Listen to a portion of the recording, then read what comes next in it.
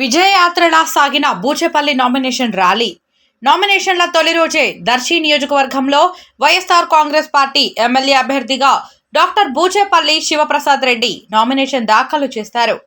నియోజకవర్గంలోని నలుమూలల నుంచి 50,000 మంది పైగా భారీగా తరలి వచ్చిన అభిమానులు, కార్యకర్తలతో దర్శిలో ఎటు చూసినా వైఎస్ఆర్ కాంగ్రెస్ పార్టీ జెండాలు రెపరెపలాడాయి. జగన్ నినాదంతో దర్శి మారుమోగింది. కోలాహలంగా సాగిన నామినేషన్ ర్యాలీ విజయయాత్రలా సాగింది. ఈ కార్యక్రమంలో బూచేపల్లి శివప్రసాద్ రెడ్డితో పాటుగా ఒంగోలు పార్లమెంట్ అభ్యర్థి చెవిరెడ్డి భాస్కర రెడ్డి, జిల్లా పరిషత్ చైర్పర్సన్ బూచేపల్లి వెంకయ్యమ్మ, వైఎస్ఆర్ కాంగ్రెస్ పార్టీ నాయకులు తదితరులు పాల్గొన్నారు.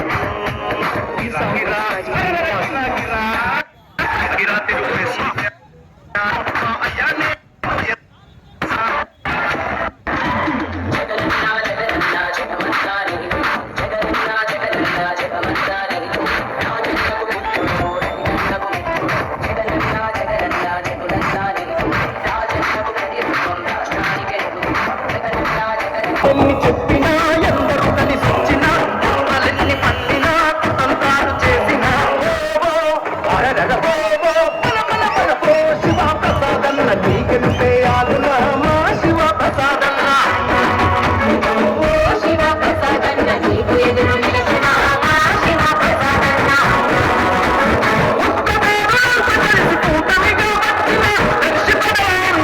నిండుగా నీకుండగా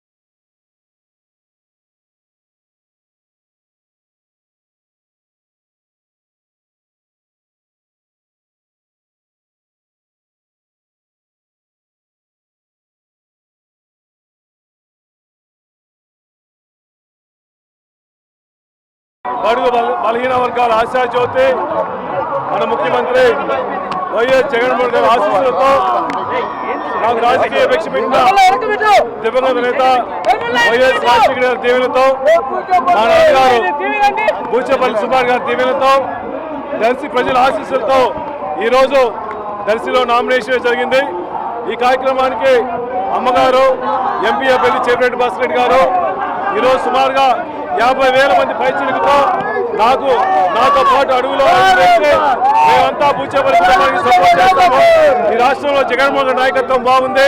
ఈ రాష్ట్రంలో జగన్మోహన్ గారు ముఖ్యంగా కులాలకి మతాలకి పార్టీలకు అతీతంగా ఎన్నో సంక్షేమ పథకాలు పేదవాళ్ళకి అందే విధంగా కృషి చేస్తున్నామని చెప్పేసి ప్రతి ఒక్కరూ మా దగ్గరికి వచ్చి మమ్మల్ని ఆశీర్వదించడం కోసం ఈరోజు దర్శకు వచ్చాయంటే నిజంగా సంతోషంగా ఉంది.